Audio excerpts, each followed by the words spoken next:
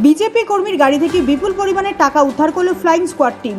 বুধবার সন্ধ্যায় মালদা জেলার উত্তর মালদা লোকসভা কেন্দ্রের অন্তর্গত চাঁচল থানার পাহাড়পুরে বাইপাস সড়কের ঘটনা।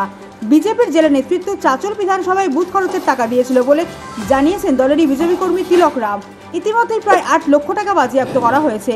এই ঘটনায় বিজেপির কর্মী তিলক রাম সহ বাকিদের জিজ্ঞাসাবাদ করছে বলে বিশেষ সূত্রে খবর। কি নিয়ে আসছিলেন এখন? কি নিয়ে আসছিলেন আপনি? আমরা 45 বিধানসভার কিছু টাকা নিয়ে এসেছিলাম বুথ খরচের হিসাবে। ওটাই আজকে করছি। টাকা দিল কে আপনাদেরকে? আমাদের জেলা পার্টি এসেছিল। ক টাকা ছিল? 8 লক্ষ টাকা। এই যে এইভাবে টাকা নিয়ে আসছেন, টাকা নিয়ে আসার নিয়ম রয়েছে কি আপনার জানছেন কিছু? না, জানা নেই, ছিল না। আর কী করলো ওরা? সিজ করলো টাকাটা, আমি এখন কোর্টে অ্যাপিল করবো। আপনার নাম? তিলক রাম। আপনি কি দায়িত্বে রয়েছেন?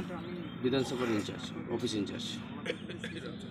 এটা বিজেপির কালচার। কারণ কিছুদিন আগে আমাদের যে 100 দিনের ন্যায্য মূল্য, সেই টাকা তারা আটকে রেখেছিল, সেই টাকাগুলো এখন বিলি করা হচ্ছে।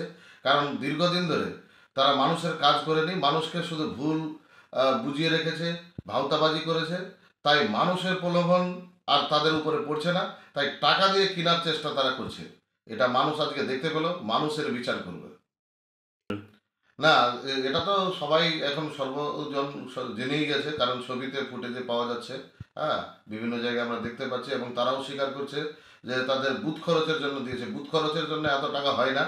একটা ধনী দল, তার প্রমাণ এটা যে কালো টাকা তাদের কাছে কত টাকা রয়েছে এবং তারা কিভাবে মানুষকে টাকা দিয়ে কিনতে চাইছে। মানুষের অধিকারকে তারা টাকা দিয়ে কিনতে চাইছে, কাজ দিয়ে নয়, মানুষের ভালোবাসা দিয়ে নয়। নিঃসন্দেহে নির্বাচন কমিশনের ব্যবস্থা নেবেন। ফ্লাইং স্কোয়াড টিম যারা ধরেছেন তারা তো নিঃসন্দেহে তার আইনি পদক্ষেপ নেবেন। যে সমস্ত কর্মীরা ধরা পড়েছে তাদের বিরুদ্ধে আমরা চাইব তার কঠোরতম শাস্তি হোক। আপনার পরিচয়? শেখ আফসার আলী, ব্লক সভাপতি, চাঁচল 1 তৃণমূল কংগ্রেস কমিটি।